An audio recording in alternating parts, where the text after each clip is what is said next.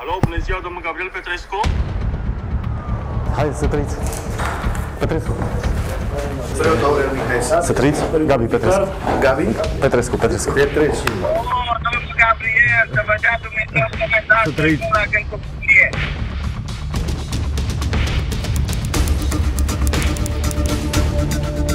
Cum e aici? E tu mâna? Cum e? Nu, niciodată. Deci trăiți. Să trăiți, bine ați venit. Trăiți bine, v-am Vă rog să găsit. poftiți. Sunt acolo în Marele Albă. Marele Alb. Așa e vorba.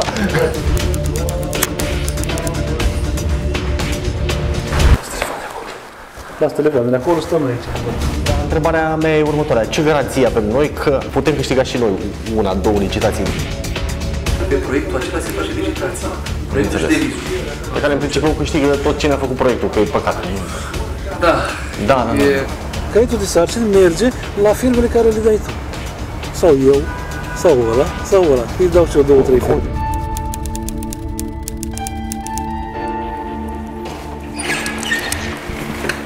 Asta. Ce să te biserici? Da, lucrarea părții și fiecare dosar cu contract. Mamă. Astea sunt toate contracte?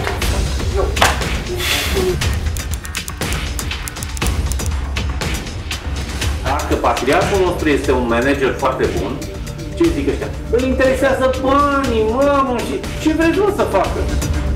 Din punctul de vedere al disponibilităților financiare, Biserica Ortodoxă Română este foarte săracă. Noi va trebui să facem un material de informare prefericită. Și noi dacă oficializăm întâlnirea asta, da? Și luăm aprobare la prefericitul, pe urmă, nu numai că zbor, dar n-avem treabă. Am întrebat primarul, Da. Cam așa stă treaba. Dar dacă e securist, normal că e securist, e de-a lor, nu? E cel mai informat om, da?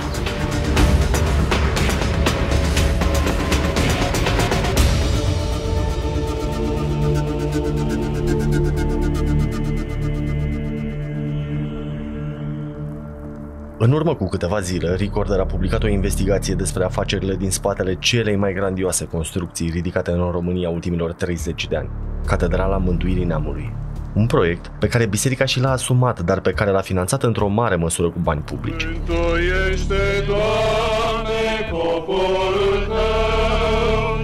Biserica a primit de la statul român 11 hectare de teren în centrul capitalei cu o valoare de piață de circa 180 de milioane de euro.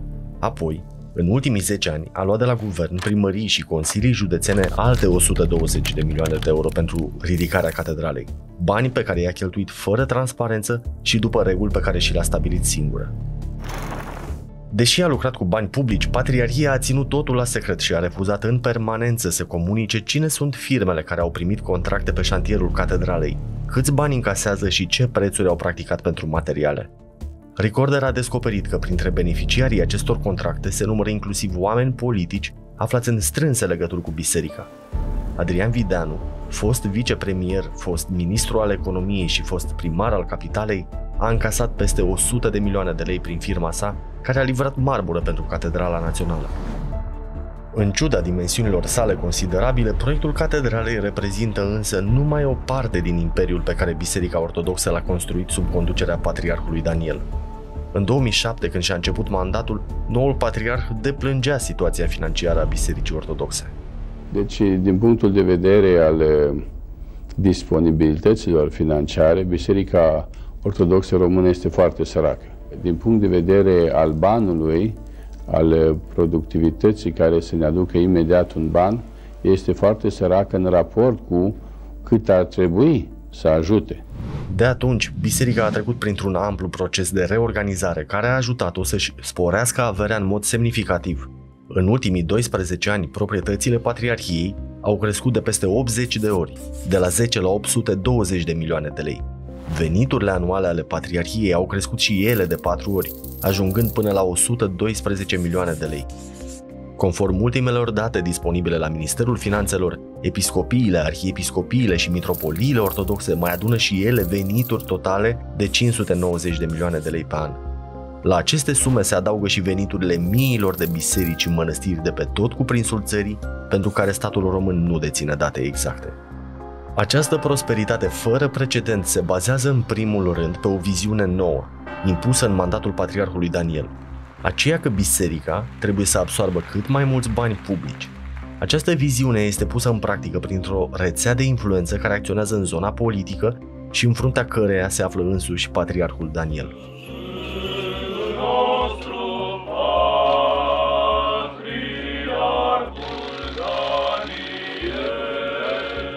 El își folosește poziția pentru a îmblânzi pe politicienii aflați în funcții importante și pentru a-i convinge să susțină proiectele bisericii. Noi oferim acest Ordinul Sfinții Martiri Brâncoveni și pentru ajutoarele viitoare.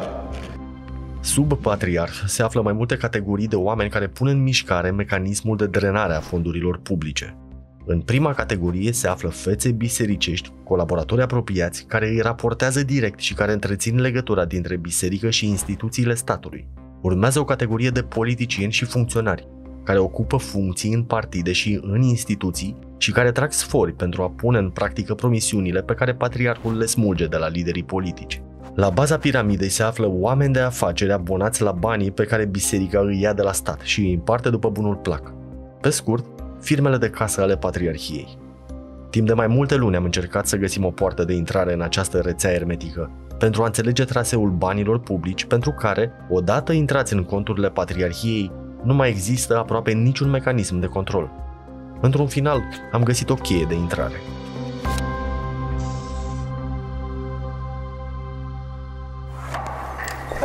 Hai să trăiți! Petrescu! Lazar Neacșu este la al doilea mandat de membru în Consiliul General al Capitalei din partea PSD. Înainte să intre în politică, a avut afaceri în construcții, domeniu care l-a adus în relații contractuale cu Patriarhia. Mai multe surse ni l-au indicat ca un agent de influență al bisericii, care trage sfori pentru obținerea de fonduri din bugetele locale.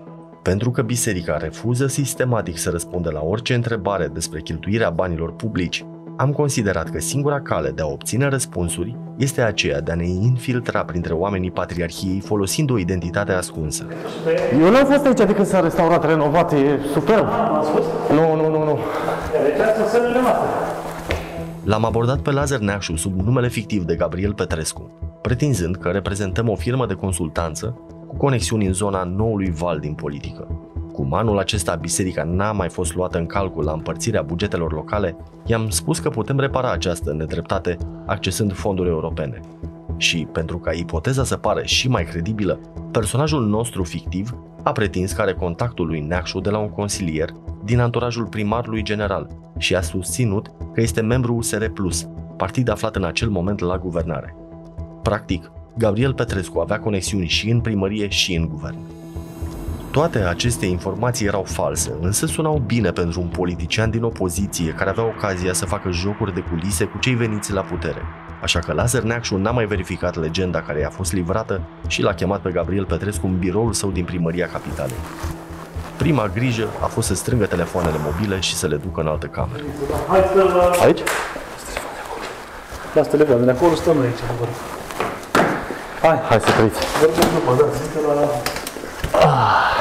Spuneți-mi că se fumează o țigară, că am văzut asta aici. Ia. Dau și masca jos, să-ți vaccinați tot ce trebuie. Aici este o sală de film.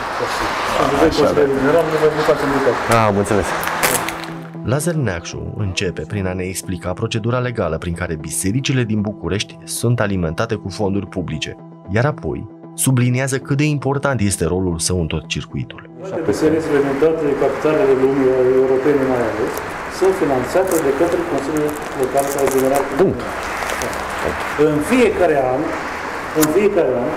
preoții de la toate cele 259 de biserici și 10 mănăstiri de pe raza Bucureștilor fac solicitare de ajutor, conform legii 111, la primărie, că au nevoie de ajutor pentru diverse. XYZ. Ok. Din lista aceea de 100 și ceva de biserici, ajunge să faci formează o echipă. Ok. Care este formată dinamică. Nici procedura nu e foarte clară, ziceți. Da. Se fac niște convenții separat cu fiecare. Convenție e o grămadă întreagă. După ce adună toate acestea, cel de la AMPT vine la Consiliu, și la primar, și la Consiliu. Trebuie să vorbim cu cineva din Consiliul General, să vedem care sunt și care nu. Eu, fiind deputat de Patriarhie, eu sunt deputat de Patriarhie. Și asta e ca o... Membru în Adunarea Națională Bisericească. Lazar Neacșu ne descrie în amănunt cum este format acest organism de conducere al Bisericii Ortodoxe Române. Biserica Ortodoxă Română este condusă de 45 de episcopi Și cu așa mulți. și 45 de mereni. Ok. Adică de persoane civile, Adică civili, cum ar veni. care cumva sunt elita românii, cum E noriașilor, cum ar de veni. exemplu, eu sunt cu președintele Camerei Notare lor Public, sunt cu Ioan Aurel Pop, sunt cu Noica, cu toată lumea bună. Acolo intri doar dacă ești, faci parte din elita română. Nu mă calific, să zic așa. așa. Ori dacă ai făcut anumite lucruri pentru biserică, care te-a scos în evidență. Aveam să aflăm chiar de la televiziunea publică faptul că Lazar Neacșu este un astfel de om. În Muntenii de Sus, sat vechi de peste 300 de ani, s-a ridicat o biserică înălțată cu sprijinul unui om, Lazar Neacșu, care s-a gândit cu atașament la locul de naștere. Lazar Neacșu este un vechi om de încredere al patriarhului. În urmă cu 5 ani a primit cea mai înaltă poziție pe care o poate dobândi un civil în structurile clerului ortodox. Membru în Adunarea Națională Bisericească, un fel de parlament al bisericii, care se întrunește o dată pe an sub conducerea preafericitului Daniel. Lazar Neacșu nu este de fapt un om politic, ci un om al bisericii infiltrat în politică. Într-o altă întâlnire, filmată tot cu camera ascunsă, el ne-a dezvăluit că s-a înscris în PSD la îndemnul patriarhului Daniel, pe care oamenii din rețeaua sa de influență îl numesc Marele Alb. Eu sunt un om de afaceri care în 2016 n-am avut ce face. Am întrebat pe Marele Alb, ca să știu cum am făcut eu politică. Eu am făcut politică. Așa? Știi cum am făcut? Am vorbit cu Marele Alb, eram deja membru în adunarea mea și spre fericirea voastră vreau să mă duc și eu, consilier general. La ce partid să mă duc? Du-te la PSD că va câștiga toată țara. El m-a sfătuit. Și așa a fost, n-a câștigat PSD-ul în toată țara. Serios? Da, dacă e securist, normal că e securist, e de-a lor, nu? E cel mai informat om, da, ca și papa. Lazar Neacșu a candidat la alegerile locale din 2016 pe listele PSD și a devenit consilier general al capitalei. Pentru biserică, un om infiltrat într-o asemenea funcție este mană cerească. Primăria Bucureștiului are cel mai mare buget dintre toate administrațiile locale din țară, iar orice finanțare solicitată de bisericile din capitală se votează în Consiliul General. Lazar Neacșu este acolo, ridică mâna în favoarea bisericii și duce muncă de lămurire cu ceilalți consilieri pentru a-i convinge să voteze alocările de fonduri. A avut mult de muncă în mandatul 2016-2020. Sub conducerea Gabrielei Firea, Primăria Capitalei a încheiat convenții cu Patriarhia și a alocat mai multe tranșe de finanțări în valoare totală de aproape 200 de milioane de lei. Pentru catedrală, dar și pentru bisericile din tot Bucureștiul. Nimeni nu știe cum administrează biserica asemenea sume de bani. Pentru a afla, a fost nevoie să trecem la un nivel superior, tot cu ajutorul lui Lazar Neacșu. După ce i-am sugerat că putem face rost de bani europeni pentru renovarea bisericilor cu statut de monumente istorice, a acceptat să ne introducă la oamenii din anturajul restrâns al patriarhului. Ai intrare la fondurile europene? Da, mai mult decât intrare. Mai mult decât intrare, ca să zic așa. Te bag la Episcopia Bucureștiului, vorbesc cu șeful de la fondurile europene acolo, el îți dă mură în gură toate bisericile care sunt monument și doar le faci direct și gata. Și nu numai biserici, au și case parazicare și parohii și case de poker. Noi ce putem face e proiectarea. Câteva zile mai târziu ne întâlnim cu Lazar Neacșu în fața Cancelariei Sfântului Sinod al Bisericii Ortodoxe Române. Mai văzut aici? Oare să vorbim oricum un pic înainte? Noroc! Am și o întrebare, cum e aici? E pui mâna? Cum e? Nu, niciodată, nu. Nu, vorbesc serios acum. Nu.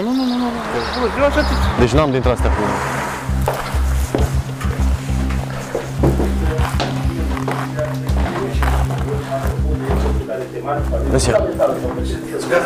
Preot Aurel Mihai. Să trăiți? Gabi Petrescu.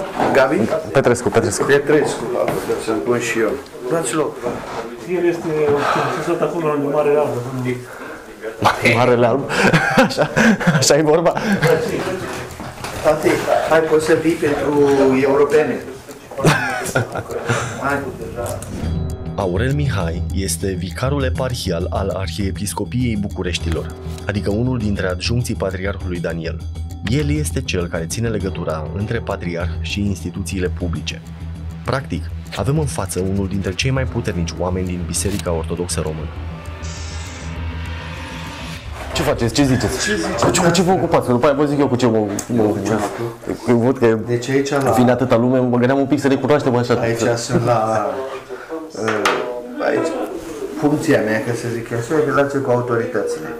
Am înțeles. Ne mai ducem pe la primărie, ne mai pe la primării.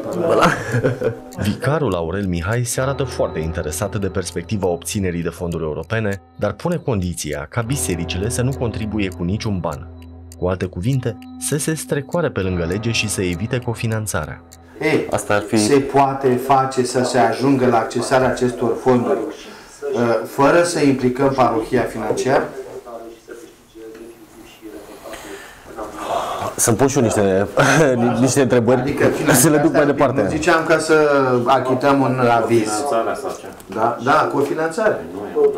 Dar n-au parohiile de unde, măi, Vali? Dar vine cu un proiect de 1 milion de euro. Dacă cofinanțarea e obligatorie, ca să zic așa. Bine că te duci după aia și te... Păi mă duc după aia. Cu primăria. În încăpere, atmosfera este fără echivoc. Biserica nu știe să scoată bani din conturi, știe numai să primească. Imediat, intervine Lazar Neacșu, care se laudă că poate asigura cofinanțarea din bani publici. De rezolvat partea de cofinanțare este cea mai mică minută. Mă ocup eu, voi doi, obținând fonduri de la primăria de sector, de la primăria capitală sau de la Mopasche. Deci avem 3 surse de finanțare. Adică, cum aveți un om de bună credință care iar el e omul care poate să facă ceva, eu pot să vin cu cei 20% din la primăriile de sector. Dacă mă duc la Pierdone, pot să rezolv 20%. Deja eu. Odată tranșată problema cofinanțării, Aurel Mihai simte nevoia să sublinieze un lucru important. Nicio afacere a bisericii nu se poate face fără cea mai importantă binecuvântare. După viitoarea întâlnire s-a înțuit, noi va trebui să facem un material de informare prefericitor. Și noi dacă oficializăm întâlnirea asta, da? Și luăm aprobat la prefecitură, pe urmă, nu numai că zbor, dar nu avem treabă. Deci dacă patriarhul nostru este un manager foarte bun, ce zic ăștia? Îl interesează banii, mamă, și ce vreți mă să facă? Vreți să facă slujbe, să-i cadă banii din cer? Nu! Omul se descurcă cu ce are și face din rahat bici. Întâlnirea se încheie într-o notă optimistă cu perspective bănești la orizont, dar cu reiterarea faptului că decizia finală e la patriarh. Luăm binecuvântare și facem întâlnirea. Facem un timp cum am făcut-o pe aia. Până acum cea mai importantă mi se pare binecuvântarea. Înainte să ne despărțim, fixăm o nouă întâlnire în care urmează să ne așezăm la masă și să stabilim ce vom câștiga fiecare în urma accesării fondurilor europene.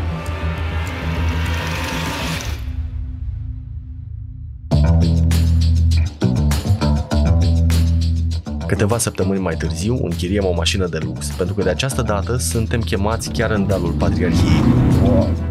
Iar imaginea noastră trebuie să fie cea a unor afaceriști care joacă într-o ligă mare. În curtea Patriarhiei ne întâmpină același Lazar Neacșu, omul nostru de legătură. Uite, asta e făcută de mine de banii de acum, vezi? Cum a fost consolidată? Asta? Da, de mine ca persoană. Cât am fost la Comisia de Cultură.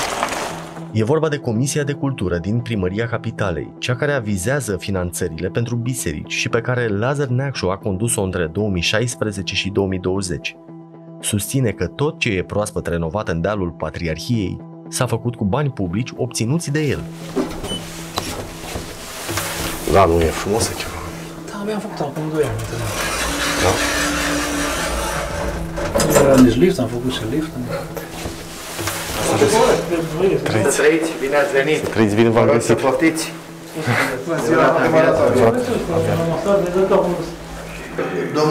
Domnul inginer este consilier coordonator la sectorul monumente și construcții bisericești. După ce se fac prezentările, încercăm să aflăm care sunt procedurile după care lucrează biserica atunci când cheltuie banii publici. Ne explică Mircea Podoleanu, consilierul coordonator al Patriarhului Daniel. Da, întrebarea mea e următoarea. Acum să ard un pic etapele în discuție. E o discuție de principiu, oricum. Ok. Și vă rog să ne spuneți pe de-a dreptul, nu ne... Da, ok. Care e procedura de contractare a bisericii, a unui contractor? Cum funcționează? Se aplică aceleași principii ca la stat, ca să zic așa, adică nu publicați pe SICAP? Nu publicăm pe SICAP. Până la este peste 100 de mii, la execuție lucrări, se face licitație. Ok. Se face un caiet de sarcini cu vasă măsurător, cu condițiile de eligibilitate, cu tot. Se dă ziar. Se dă anunț la ziar. Ziarul Lumina. Ziarul Lumina este cel mai mare ziar culinar din România.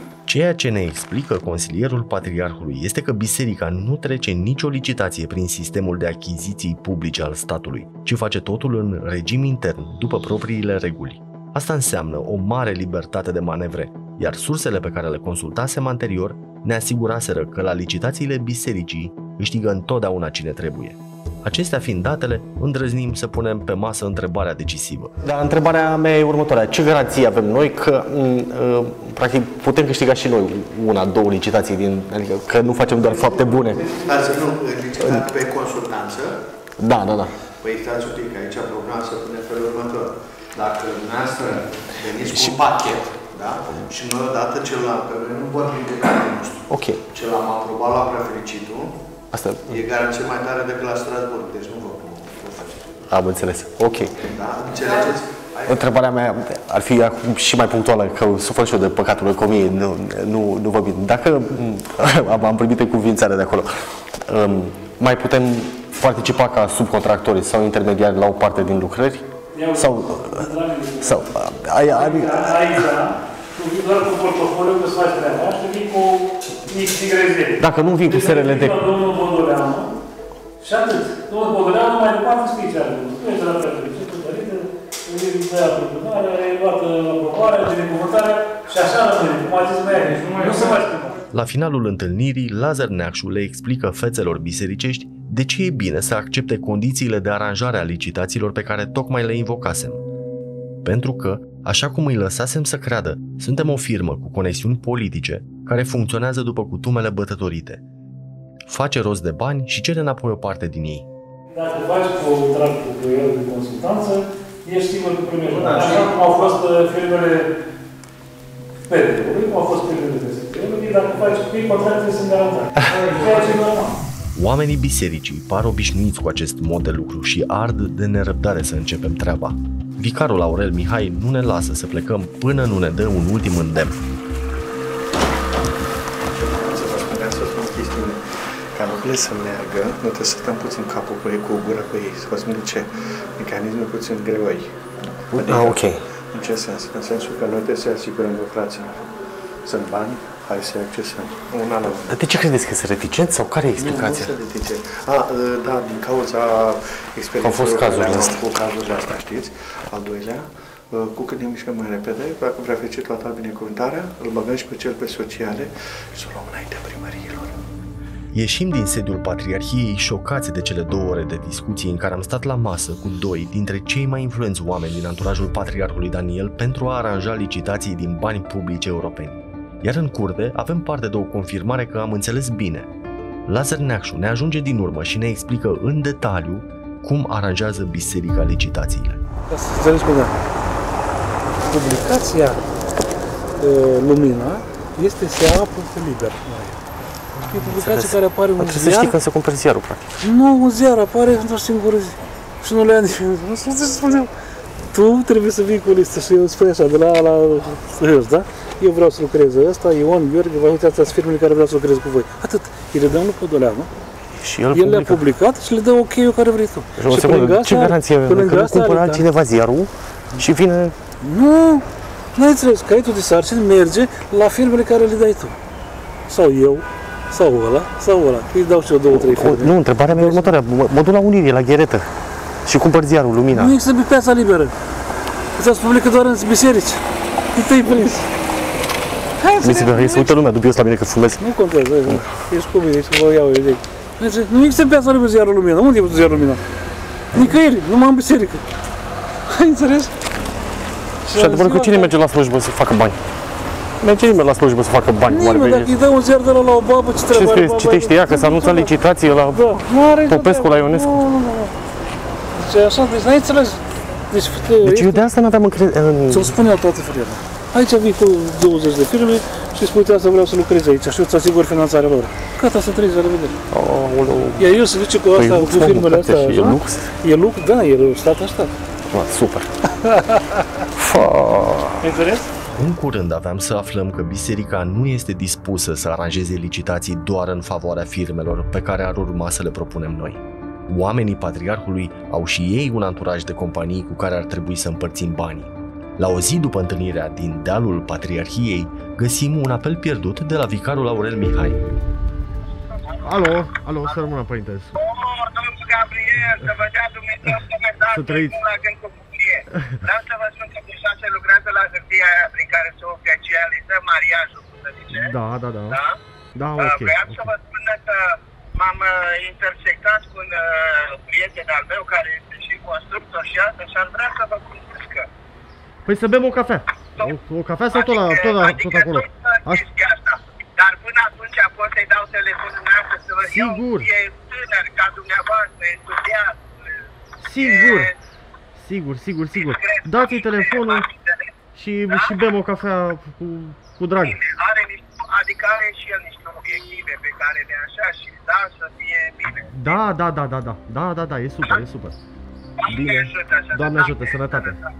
Așadar, ca să fie bine, trebuie să lucrăm cu firmele agreate de Patriarhie. Am ajuns astfel și la al treilea nivel din rețeaua de influență prin care biserica absoarbe fonduri publice și le împarte după bunul plac.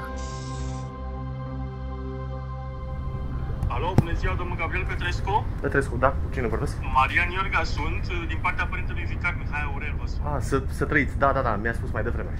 Înțeleg că trebuie să bem o cafea. Când aveți timp și disponibilitate? Mâine dimineață ce ziceți? La 9 e perfect. Da? Super. Bine, mulțumesc. Pe mâine. Mulțumesc și eu. Sănătate. La revedere.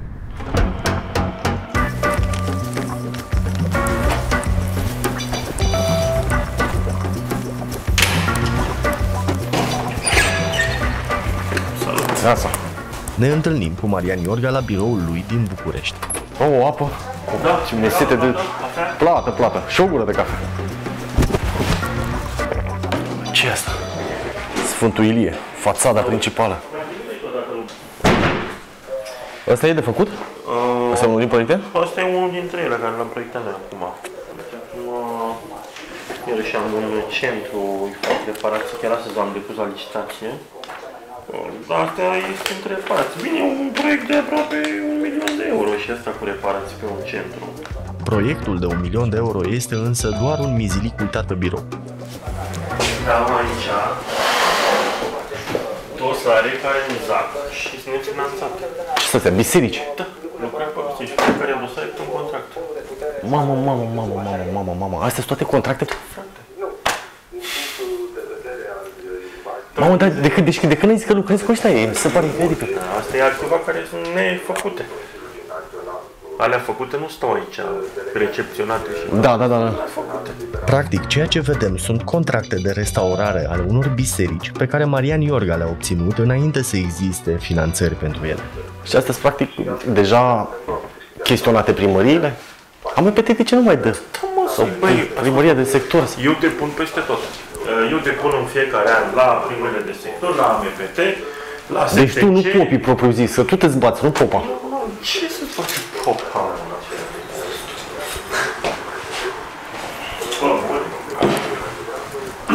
Mă înțelegi? Și eu mă duc și le depun peste tot.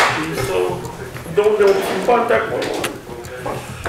Marian Iorga este un om de afaceri și, teoretic, nu are nicio calitate să depună dosare la primării și să solicite bani publici. O face însă în numele parohiilor, întrucât este mai mult decât un simplu contractor al bisericilor. Este o piesă importantă în rețeaua prin care Patriarhia absoarbe cât mai mulți bani publici de la autoritățile locale. Sub acest nivel populat cu afaceriști agreați de biserică se află preoții de rând, oameni care nu au alt rol decât să țină capul plecat și să asculte ordinele venite de la eșaloanele superioare. În timpul întâlnirii din biroul lui Marian Iorga, acesta îl cheamă la ordin pe un preot care așteaptă bani pentru restaurarea bisericii sale din centrul capitalei. A venit părintele un pic.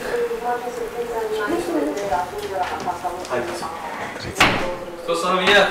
Adevărat am înviat. Păi da, a venit cum am zis. Ora 1, cer scuze că am întârziat de fapt, uite, 4 minute. Nu, e lux. Nu îmi place să întârzi. Eu am întârziat și 4 zile, așa că... Acum am iertat. Părintele de la Oțetac. Ok. Da. Am înțeles, să trăiți. Da, avem un moment istoric de la 1600. În spatele intercontinentală, o zonă așa, și restul o facem. Păi se poate, dacă e monument, e superb. Vă interesează și o parte de energie verde? Să vă mutați de pe gazul ăsta împuțit? De ce nu? De ce nu? Da? Păi da. Sunt zone unde și aici poți să pui. Aici au intrat bani de la primărie? Da. Au intrat deja, nu? Cam cât? Nu știu. Nu știu.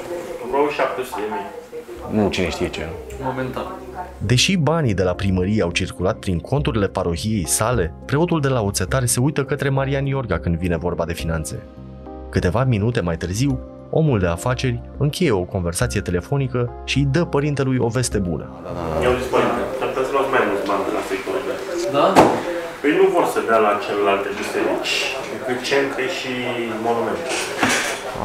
Și a zis că am înțeles acum că de la primărie m-a sunat că ar vrea cumva să le distribuie restul banilor la centre și monumente. Deși... Asta una la Mihaiu. Da, deși vine, când am vorbit cu părintele vicar și cu city managerul, a zis că pentru vicar e ok. Și a zis dacă pentru vicar e ok, nu mai băgăște-vă tot ok. Și a zis că hai că vorbim luni și acum nici pentru vicar nu mai vrea. Pentru Aurel. Wow. Bate și ăștia mai necăjiți așa mai. Pentru a înțelege mai bine cum ajung preoții la degetul mic al patronilor de firme de construcții, trebuie să explicăm mecanismul prin care bisericile primesc bani publici.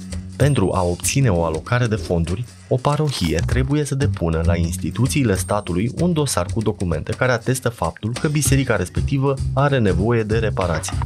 Asta include plata unor specialiști în construcții care fac constatări și întocmesc un proiect de reabilitare.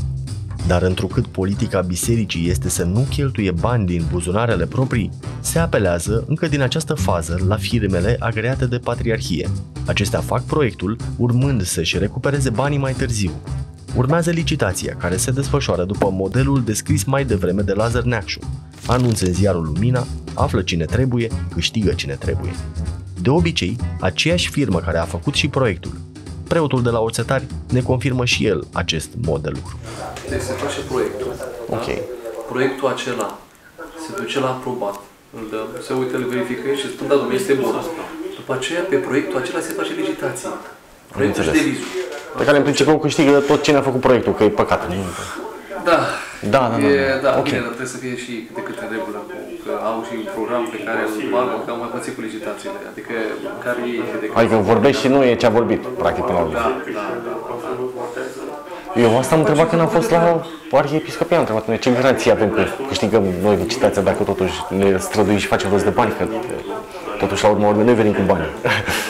Normal să câștigați, nu e normal, adică mi se pare o chestie...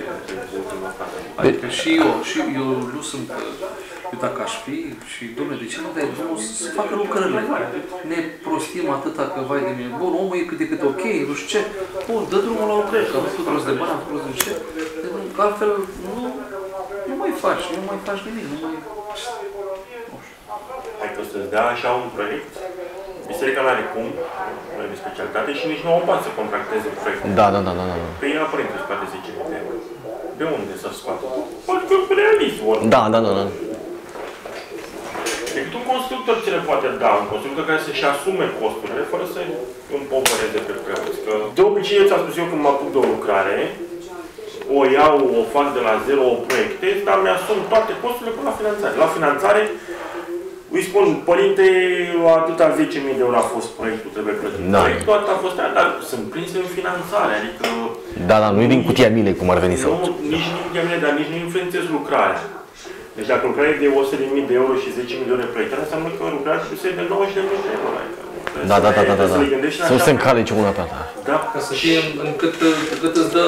Și iarăși, ca să mai spun o chestie, proiectarea nu este finanțabilă de către consilii locale. Și atunci eu bag și finanțarea, și proiectarea o bag în prețul lucrării.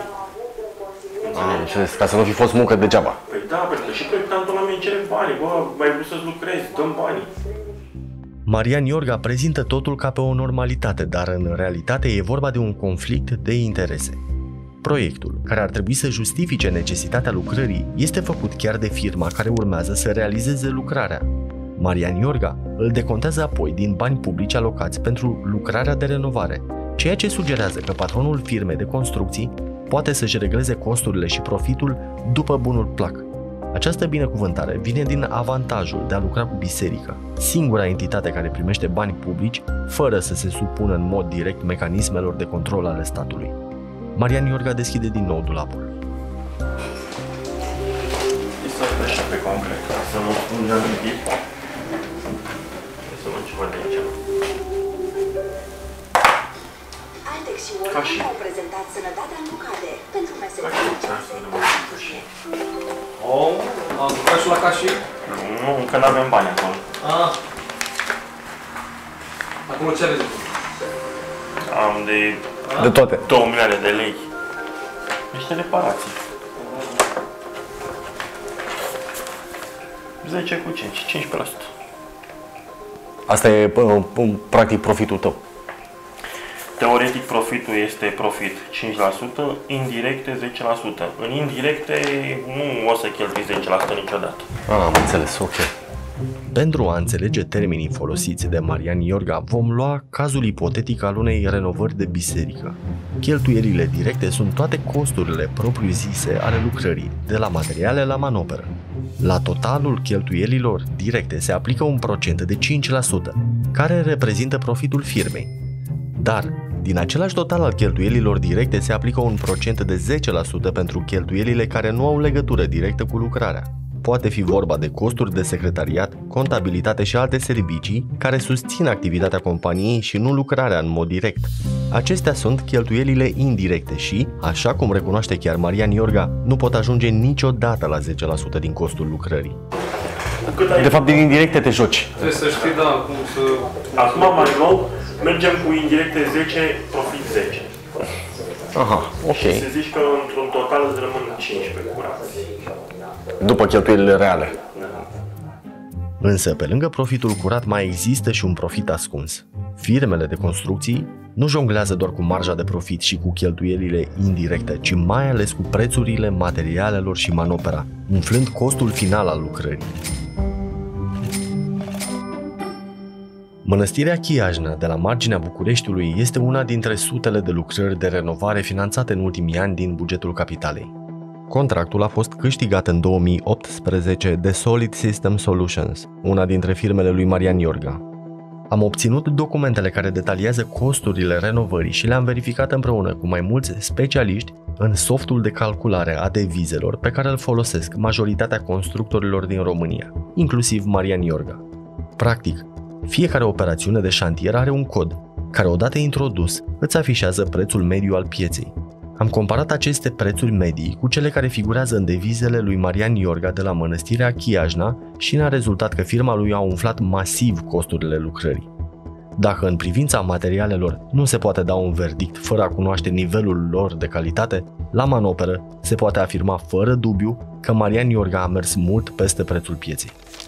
De exemplu, pentru operațiunea de tăiere cu fierăstrăul de mână a țevilor de oțel sudat pentru instalații, firma lui Marian Iorga a trecut în deviz o manoperă de 32 de lei pe bucată, în timp ce softul ne indică un preț de doar 3,6 lei pe bucată, adică de aproape 10 ori mai puțin. Pentru tencuială decorativă, firma lui Marian Iorga a executat 320 de metri pătrați la o manoperă de peste 9.000 de lei, adică un cost de 28 de lei pe metru pătrat.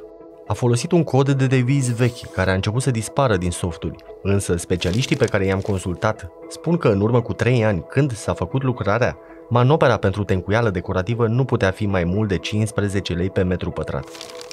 Și un ultim exemplu care poate fi înțeles de oricine, operațiunea de zugrăvit cu var lavabil. În devizele lui Marian Iorga de la Mănăstirea Chiajna, pentru o suprafață de 225 de metri pătrați, apare o manoperă de 5.700 de lei, de aproape 4 ori mai mare decât prețul pieței. Ca să înțelegeți mai bine, imaginați-vă că aveți de văruit un apartament de 3 camere, iar meșterul vă cere peste 5.000 de lei doar ca să dea cu trafaletul pe pereți și pe tavan. Dacă vi se pare scandalos, aflați că ați suportat deja astfel de prețuri din banii dumneavoastră pentru că lucrările făcute de Marian Iorga au fost decontate din bani publici. Ce să fie, biserici? Da, lucrăm pe biserici, fiecare dosar este un contract. Marian Iorga, omul de încredere al Patriarhiei, a primit în ultimii ani 10 de contracte de renovare a unor biserici din București, lucrările fiind finanțate din bugetul capitalei. Asta e altceva care sunt nefăcute. Alea făcute nu stau aici, recepționate și... Da. Făcute. Însă Marian Iorga nu este singurul om de afaceri agreat de biserică. Alte firme de casă ale Patriarhiei au primit și ele contracte pentru renovarea unor lăcașuri de cult. Ca să înțelegem cât de mare este afacerea construcțiilor și reabilitărilor de biserici cu bani publici, am solicitat Primăriei Capitalei, primăriilor de sector și Secretariatului de Stat pentru Culte situația alocărilor de fonduri către bisericile din București din 2008 până în prezent, adică în mandatul Patriarhului Daniel. S-a adunat în total 1.300 milioane de lei, bani colectați din taxele și impozitele cetățenilor și mutați apoi în conturile bisericii. Niciun leu din acest munte de bani nu s-a cheltuit fără binecuvântarea Patriarhului Daniel, care a aprobat fiecare lucrare în parte. După 3 luni în care am stat la masă cu oamenii bisericii și am reușit să aflăm chiar din gura lor regulile după care sunt împărțite aceste sume uriașe de bani, am rupt brusc legăturile. Am lăsat să treacă câteva săptămâni, după care i-am căutat din nou, de această dată cu identitatea reală. Primul pe listă a fost Marian Iorga, care tocmai își cumpărase o mașină nouă. Bună dimineața, domnule Iorga. Ilie mă numesc, am mai cunoscut, practic.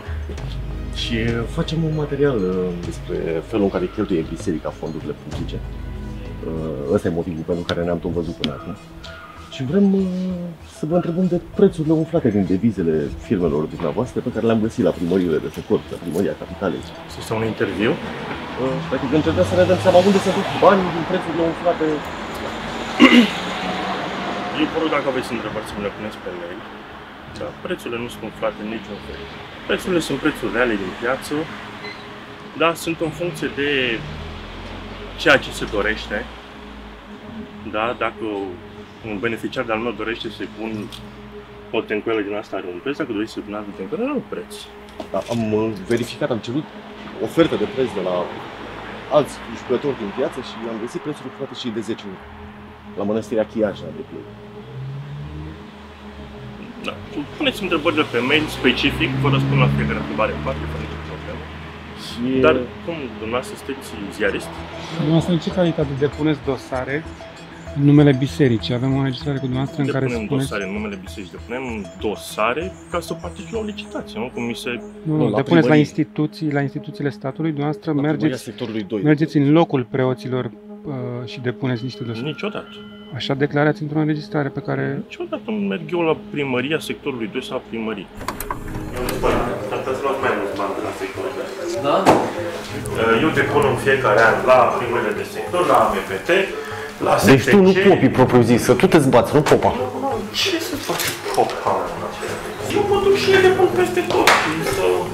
De unde o bani de acolo. Aveți o relație preferențială cu biserica? Nu. No, pentru mine, biserica în general reprezintă un business, este un client, dacă se poate lucra bine, dacă nu, nu. Că din punctul meu de vedere, că dacă am un contract cu biserica, pe mine nu mă interesează de unde îmi plătește biserica. Ne puteți spune cum reușiți să obțineți atâtea contracte de la biserici? Da, în ziarul Lumina, bineînțeles, acolo este sursa tuturor licitațiilor bisericii. Din altă parte, n-ai cum, n-ai de unde. Întrebarea mea e următoarea. Mă duc la Unirii, la Gheretă și cumpăr ziarul Lumina. Nu există pe piața liberă. Îți publică doar în biserici.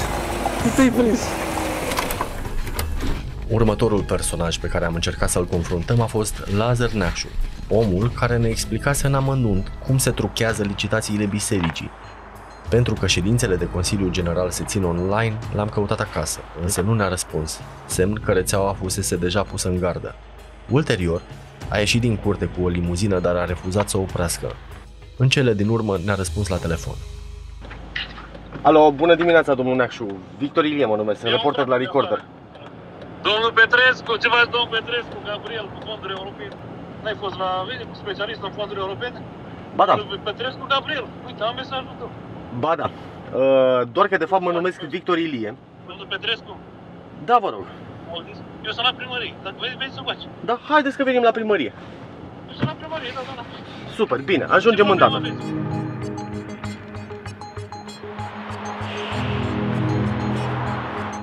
Sunteți la primărie? Putem să ne vedem? Dar nu-i problema mea unde sunt eu. Păi ați spus, am venit la primărie. Eu sunt la fonduri europene, la domnul Gabriel Petrescu. Am înțeles. Domnule, asta este o formă de documentare. Este singurul fel în care am putut documenta niște informații de interes public. Nu mă interesează de informațiile de interes public, asta eu nu sunt informat de nimic. Eu sunt un om de bună credință care m-a primit. Ne-am întâlnit oficial la primărie și mi-a zis că sunteți la fonduri europene. Atât, altceva? Mi-ați explicat, când eram domnul Petrescu, cum spuneți, cum se aranjează licitațiile prin ziarul Lumina. Nu se aranjează nimic, nu știu, eu nu am legătură cu asta, nici nu mă interesează capitolul ăsta. Haideți să vă întreb altfel, nu sunteți într-un conflict de interese pentru că... A închis. Ultima confruntare a fost cu vicarul Aurel Mihai, pe care l-am așteptat la ieșirea de la slujbă. Victor Ilie, reporter la Recorder. Am mai vorbit noi acum ceva vreme când eram Gabriel Petrescu. Ce trebuie? Pentru că facem un documentar video și practic un documentar despre sistemul BOR de cheltuirea fondurilor publice și încercăm să ne dăm seama care e rolul dumneavoastră în acest sistem. Da, aici nu sunt la biserică. Știu, eram la biserică și când ne-am întâlnit ultimele dăți, deci... Mai ales că dumneavoastră nu ați fost corect cu mine. Mai mulți oameni l-au numit Petrescu la un moment dat. Da, ăsta a fost singurul mod în care am putut afla care e felul în care biserica a făcut să cheltuiește fondurile publice care le primește de la statul român. Și avem înregistrări cu dumneavoastră când practic ne susțineți că există posibilitatea să aranjăm niște licitații pentru niște fonduri publice. Eu nu pot să susțin așa ceva. În primul Sunteți de acord să ascultăm o înregistrare cu dumneavoastră? Da, dacă dumneavoastră doriți, dar ideea să vă spun care este, în primul rând că nu este în competența. Dacă dumneavoastră veniți cu un pachet, da? Și noi odată ce l-am aprobat la prefericiu, asta e garanție mai tare decât la Strasbourg, deci nu vă am înțeles, ok. Deci eu nu am făcut, nu am participat. Și mi pare rău că eu mă așteptam la dumneavoastră la mai multă, nu știu, probitate morală. Îmi permite să mă retrag. Vreau să vă întreb, dumneavoastră, sunteți prieten cu domnul Marian Iorga? Sunteți prieten? Nu, ne cunoaștem, dar nu putem să spunem că avem o prietenie. Vreau să vă spun că m-am intersectat cu un prieten al meu care este și constructor și asta și ar vrea să vă cunosc că cu drag. Adică are și el niște obiective pe care le așa și da, să fie bine. Da. Acum să vă spun sincer, de prieten, noi vorbim pentru toți. Este vorba de sensul biblic, de a discuta faptul că îl vezi la anumite, participă la anumite manifestări ale bisericii, când sunt procesiuni, când sunt câtare. Cred că asta arată totuși o... Zic și eu.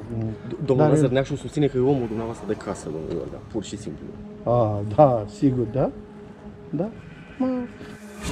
În urmă cu câteva luni, vicarul Aurel Mihai era departe de această atitudine umilă.